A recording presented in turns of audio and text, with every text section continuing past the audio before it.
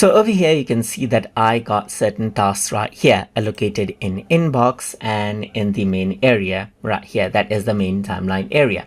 If I were to go around and click on the plus button right here, then I can go ahead and add in other contents as well. So other tasks as well.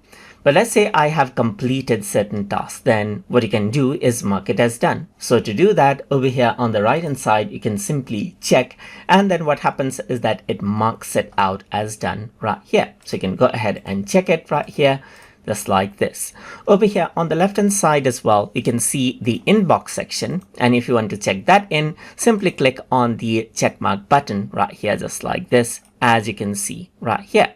Apart from that, you can also go around over here onto a particular task and then check and uncheck this out according to how you want as well.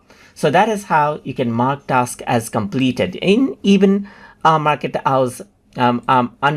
out as needed inside of Structured. So I hope you guys learned something as always. And as always, please like, comment, share, and subscribe.